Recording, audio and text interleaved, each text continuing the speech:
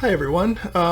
This is just my introductory module to introductory video to Module 5, and Module 5 is Who is African, Identity and Difference. And so I want to give you a few kind of pointers, start thinking through how some of these concepts operate, and especially in the context of philosophy. I mean, this is a philosophy course after all.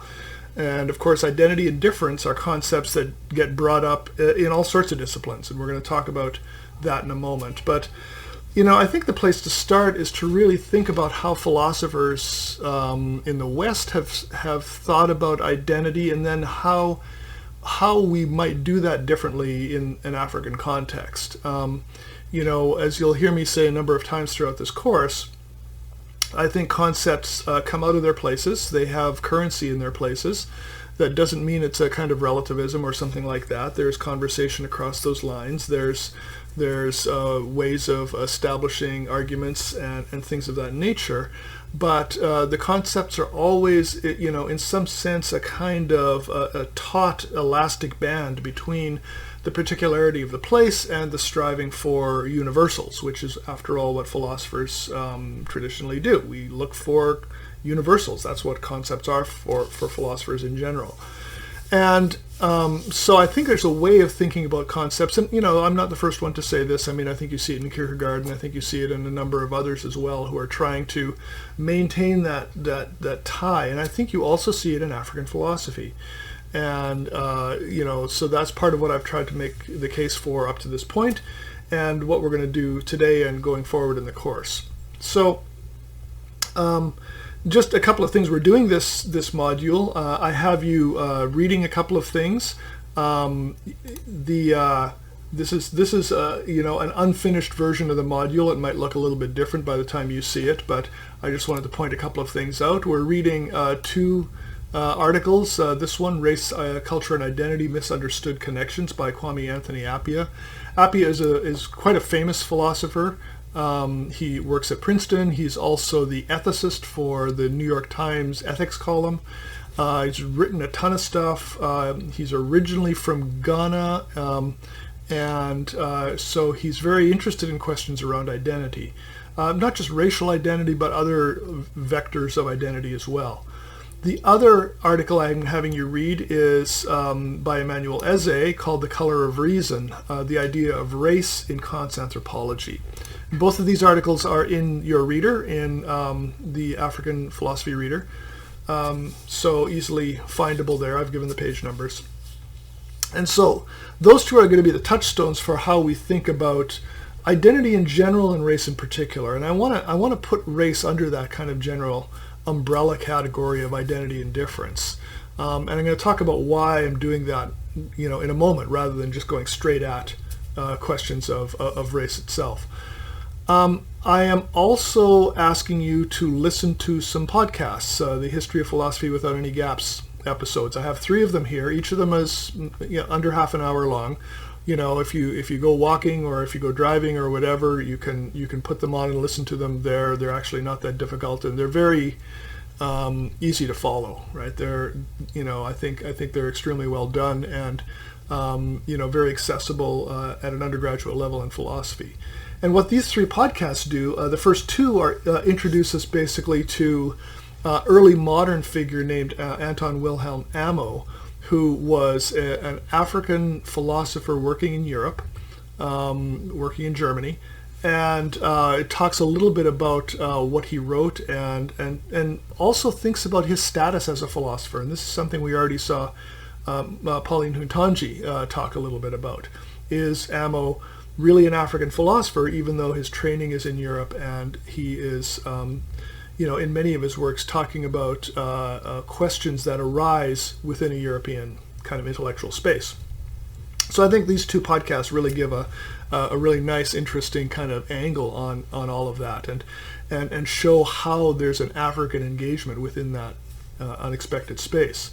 And the other one is about Antenor Furman, who is raising questions about the nature of race in the late 19th and early 20th century. He's an anthropologist, actually, and he's pushing back against some descriptions of race that are common, especially in France, but beyond that, he's from Haiti himself originally. And so all of these things are getting around questions of identity, and so I want you to listen to these as part of our conversation. There's in this space here will be the video I'm making right now. There's an old video that I have in my African Humanities course. You don't have to watch it if you don't want, but I do get on the questions of this course, who is African. And then I've got an interview here with Elvis Imafidon, who I think is getting into some really interesting questions around race. He is from Nigeria. He's working in London. He's an African who has a condition known as albinism. He's albino, and so therefore his perspective on questions of being included, not being included, being marginalized are quite interesting, and I think a little bit different from what we often kind of hear, especially in the US. So those are some of the kind of starting points, and then there's a module that has some more stuff in it, which we'll get to in a moment. But so I wanted to think a little bit about some of these questions around identity, and if you've taken any philosophy courses, especially in something like metaphysics, you might have come across the questions of personal identity, right? And those questions are often framed in terms of how do we know that someone or something is the same at different points of time, okay? So it doesn't have to just deal with persons, okay? So there's a very famous story called the Ship of Theseus story. Many of you, I'm sure, know this. The Ship of Theseus example is, suppose there's a ship in the harbor. It's there, you just, moored there for years and years and years. And it's made of wood, and that wood eventually, it needs to be replaced plank by plank. And so that's what happens. Whoever's taking care of it replaces the wood in that ship, as each plank is needed. Now, let's suppose there are 1,000 planks in the ship. I have no idea how many planks are actually in a ship, but let's suppose there are 1,000. And over time, the person who's taking care of the ship replaces every last one of those 1,000 planks. And let's suppose that they keep those planks and take them inland and build a house out of them. Okay? And so the question is, where is the ship? Is the ship in the harbor the same ship as once everything is replaced as it was at the beginning? There is not a bit of matter left. There's not a single little bit of material substance left there. All of that matter has gone inland, and a house has been built out of it. So is the ship inland? Is the ship still in the harbor because there's a continuity? And is that what we mean by identity, a continuity over time, no matter what the actual material is itself? Can we dismiss the question of the material world quite so easily? Is it just about form? So you're getting echoes of Aristotle here. With someone like Descartes, he solves problems like this when it comes to humans by saying that what is constant over time is the mind, right? So the material part of us is quite, immaterial, right? It's the mind that is the constant thing through time. It's not corrupted, and yet someone like Berkeley comes along, philosopher George Berkeley, and says, well, when he mentions an officer who is at 3 different times of his life, a 10-year-old boy, I'm not getting these ages right, but a 10-year-old, a 30-year-old, and a 60-year-old. And he says the 30-year-old remembers being the 10-year-old, and the 60-year-old remembers being the 30-year-old, but the 60-year-old does not remember being the 10-year-old. Okay? So is there continuity for that person over time? And our gut feeling for most of us would be, yeah, of course there is. But then the question becomes, what grounds that? How can we say that? Is that just a feeling we have, or is there something metaphysical that we can say that actually allows us to say that? A lot of these discussions, in the West at least, and in Europe, revolve around questions of properties. So what are the properties that we have that allow us to say that there's continuity over time. So certainly once someone like John Locke comes along, who is all about properties and the nature of properties, after that there becomes a kind of inward-looking sort of thing. Who you are and the continuity that you have has to do with the properties that you hold. We can argue over what those are and identify different ones, but it really comes down to that inward-looking sort of thing. You are the same person by the fact that your properties are the same. And what if they aren't the same then? What if you've lost your memory, let's say? What if, something has happened? What if the ship of Theseus, whatever internal properties we thought it had, has just simply changed over time? So I tell you all of that, and many of you will be familiar with that kind of storyline about personal identity. I tell you all of that to, as it were, point out that there's a conversation had in the West, in Western philosophy, that looks inward, right? It's about individuals and the properties that they hold, okay? So once we get to Africa, and it's not only Africa, but also the diaspora, okay? Once we get into any really population which has been marginalized, what's apparent is that people are not marginalized as individuals, but as groups, as classes, as a number of people having a property. I mean, that's what's behind the history of racism over the past hundreds of years in the West.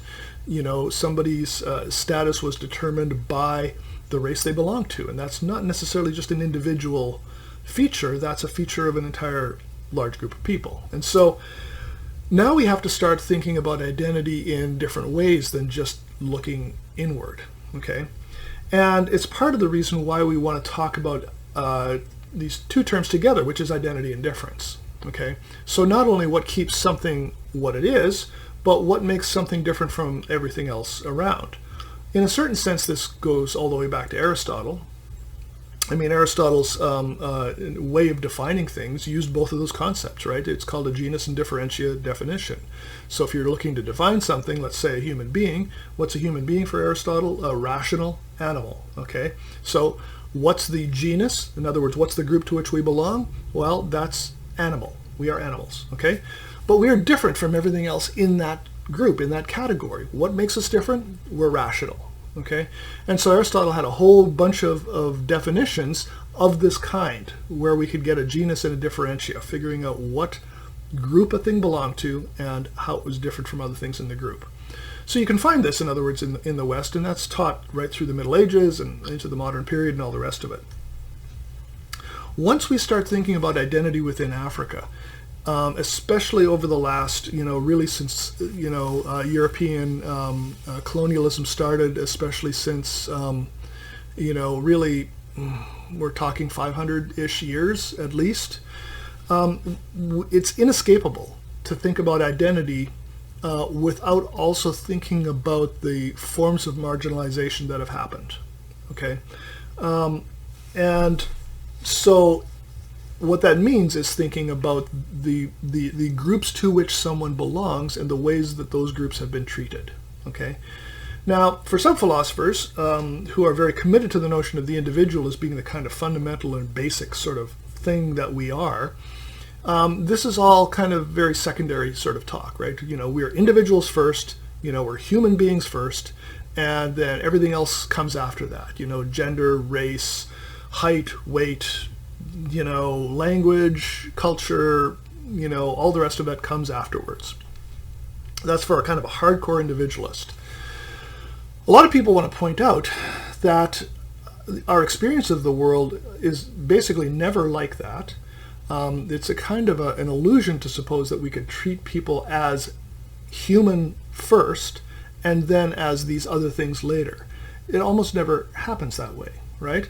We are always bringing assumptions to, who we are interacting with, who we're thinking about. And this is, a really important question, I think, and it's an important question for African philosophy. How do we deal with this idea that identity might be bound up with difference? Identity might be bound up with the categories in which we find ourselves and not simply some internal sort of a set of properties or kind of core like that. And so if we start thinking about similarity and difference or identity and difference or something like that, a number of other concepts can cluster in here as well. Diversity, okay? That's often used by, human resource departments for corporations and things like that. They want a diverse, hiring pool or something like that. And, people rightly, I think, point out that that diversity doesn't necessarily change anything. Having a diverse group of people doesn't mean that a mindset has been changed or that a way of thinking about the world has been changed. Nevertheless, diversity might be one kind of concept we want to put in with the rest of this. Here's another one, and that's recognition. This idea that to be who we are means to be recognized by others as being that. All right, so I may think that I'm something, but if nobody agrees with me on what I think I am, I may think that I'm the greatest basketball player in the world, right? Zero other people, I can guarantee you this, zero other people in the world agree with that assessment of me, okay? They all think, and rightly so, that I am not the greatest basketball player in the world, right? Now, my own belief in that proposition might be unshakable, but from an identity point of view, we might have to take into account this notion of recognition as well. Now, that's over a fairly trivial sort of thing. It seems to point to a kind of self-delusion that I might have if I actually believed that, right? But what if the recognition that you have had by those with power, by those with money, by those who get to write laws, by those who make the major institutions of society, all of those things, what if their recognition of you is as inferior, as being an inferior person, as being a part of an inferior group, right? We have a very, very long history of this actually being the case, right? And we have that history both inside of Africa and outside of Africa as well. But we're focused on Africa itself here. And so inside of Africa, we can think in terms of colonialism. We can think in terms of the history of, the missionary project to convert people. Why do they need to be converted? Well, because there's something wrong or deficient or missing in who they are, and they need to be changed into something better than what they are. We might think about certain forms of education in similar terms, right? People are seen as not having the right kind of education, and therefore that needs to be given to them. We see similar stories when we talk about gender, certainly through the modern period, and certainly in philosophy. There was a argument between not really an argument because they didn't really encounter each other, but Rousseau, Jean-Jacques Rousseau, who had a very, in some ways, progressive notion of education, but it only applied to males, right? And so it took Mary Wollstonecraft to come along, Vindication of the Rights of Woman, to argue everything that Rousseau said is true, but it should apply to women too, right? And so there's this sense that for someone like Rousseau, there is a kind of proper target of education, and that is those who can be educated. And this whole thing was pointed at Africans too, right? They were educatable up to a certain point, but no further in the minds of colonialists. And so if that's a recognition you have had, if that's how people have looked at you, you start orienting your world around that kind of thinking. And if people have looked at your parents' generation and your grandparents' generation and generations as far back as you can remember and your kids and all the rest of it, it just becomes part of the furniture of your reality. Now, is this philosophy or is this sociology now? Well, I would argue it's still philosophy, right? I would argue that this notion of recognition, which we see in people like Hegel, who we've already met, is a kind of part of the core of how we think about identity. Now, let's talk about questions around identity within Africa itself. And this may be something that surprises Americans, but, a lot of Africans I've talked to, notably except those from South Africa, but in other parts of the continent, many of them have said to me, I only understood the notion of race when I left Africa, when I went to the US or when I went to the UK or something like that. Now, what are they saying when they say that? Are they saying that they had race was like a word that they had to learn? Well, no, they're not saying that. what they're saying is that the conditions of recognition within their own, home space did not have that notion of race rise to the level of consciousness. You'll hear in the interview with Elvis Imafidon that he makes this point as well. He realizes that he's black when he goes to work in the UK. But, with someone like Dr. Imafidon, it's especially interesting, right? And there's a feature of this that is not readily apparent to a lot of people that just look at Africa in a kind of superficial manner. He is an albino, which means that his skin pigment is much lighter than other Nigerians. And so he has been mistaken for white. He has also been marginalized within his own country. There, in fact, and he describes this, there are, in fact, many stories and histories of people, believing that albinos are possessed by spirits or are, in some sense, demons themselves. There have been murders of albinos. There certainly has been a lot of, marginalization and rejection of people. He talks about being very fortunate that, his parents were open-minded and that they, they didn't buy any of this. But nevertheless, he felt it too, and he, certainly could, he knew about others that had felt this as well. In fact, he talks about it in terms of disability. Okay, so there's another vector of how you are recognized, how you're seen, or how you're understood by others, right? And so when we're thinking about Africa, it's awfully tempting in the U.S. to just, when we think about race, for example, we think about two races, right? Black and white.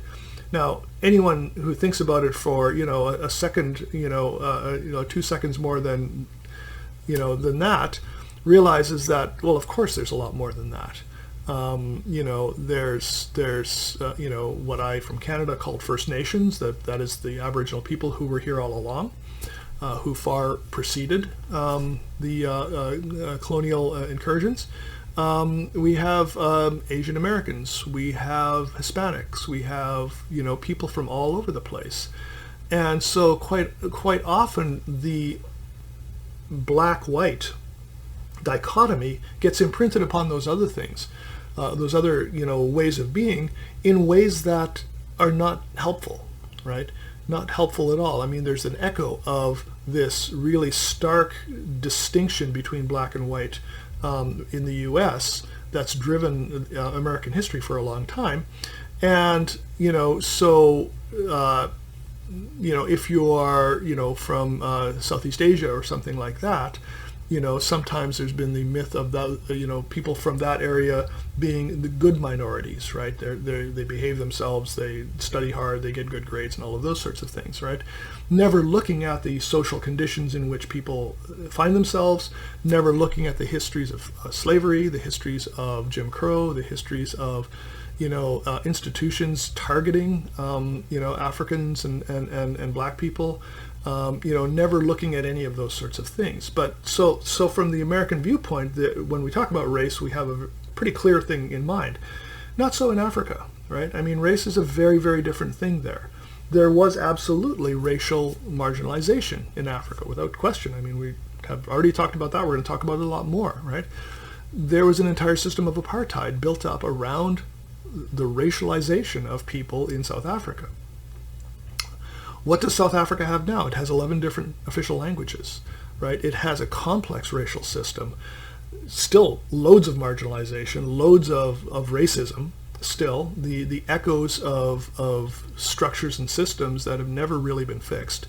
But if you look elsewhere, if you look at Kenya or Nigeria or other places where the racial breakdown, if you can do a kind of demographic breakdown, was always overwhelmingly black. Right? Then you get other kinds of fault lines, if you wish, other kinds of ways of dividing people. Sometimes it's ethnicity. Sometimes it's kind of what I think of as a higher level of ethnicity. People from the Nile region versus people from Bantu people from elsewhere in Africa. And so there are other ways that an outsider would say, well, you're all black. Well, but no, in a country there are other very, very significant ways of having recognition or not having recognition, of memories of history and events and all sorts of things, and that includes the ways that colonial powers privileged some people over other people, and exacerbated some of the kind of distinctions and differences between people for their own benefit, right? For the colonialist benefit. So when we're talking about, identity and difference from an African point of view, I think we have to come at it somewhat differently than the kind of impulse would be in a North American point of view, or I'll say even just an American point of view itself, because certainly for Canada and for Mexico, you're going to have different conversations about these things. And so, entering into how that works within an African context and how it matters for philosophy, I think is really pretty important. It does matter, but it's not the same conversation that we might expect to be there from somewhere else. And so, when you look at someone like Kwame Appiah, the article that you have from him, he's trying to, kind of pull on some of the threads and untangle some of the things. And he's really standing, in a place between Africa and North America. And so he is, trying to untangle some things that are familiar, but also some things that aren't, I think, familiar to us. One thing I try and get you to do in the module itself is to look at the way that some of our terms operate. And so I've kind of sorted some terms here: race, ethnicity, nation, tribe, kingdom, culture, and so forth, a whole bunch of terms. And I've asked you to try and kind of unpack or think about how these terms relate to each other. I think there are some very, there's some serious overlaps, and we use terms differently for different occasions and in different places. I've also asked you here to think about how different disciplines approach questions around race. I mean, race is a topic, and I've got a whole list of disciplines here.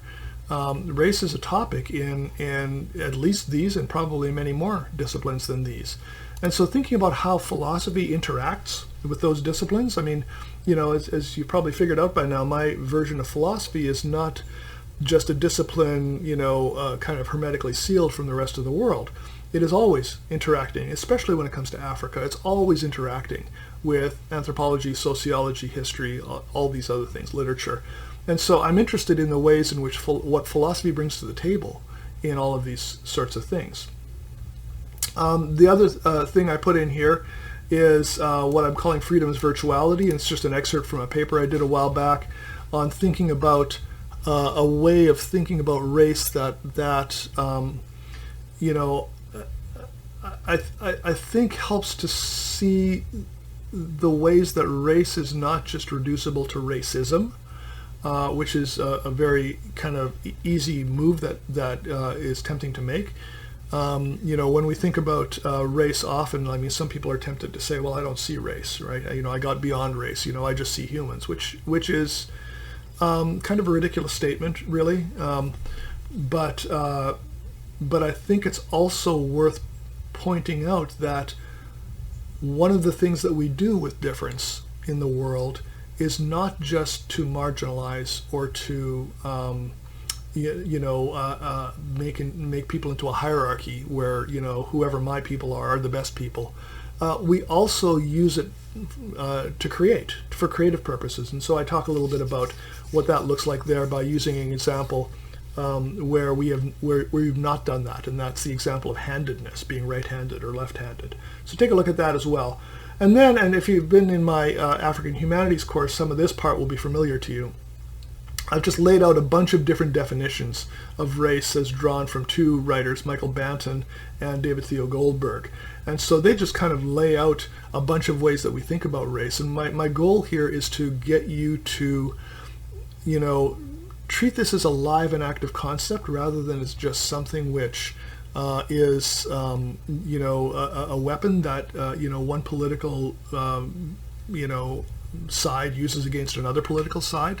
I think there's something much more interesting and important, especially when it comes to African philosophy, about thinking through race. It's absolutely crucial that we understand it, given the kind of harm and damage and marginalization that's happened across the continent of Africa based on race. Okay, so it's important that we understand it, but it's not at all straightforward as to what it means. So I'm going to get you to be talking about some of that in the discussion area as well. And so then I've gone on to, at the end here, talk about race in Africa. And again, if you were in my African Humanities course, and I don't do this actually very much in this course, but I am using a little bit of stuff from that course on how people have thought about race, you know, in Africa itself. And so that gets us into you know, the whole question of who is African, which I think is a hard question to answer, just as hard as where is Africa, which was last week's question. So I hope you have fun with this. I think this is really important and fascinating stuff, and I look forward to what you have to say in the discussion area. So thanks very much, everyone.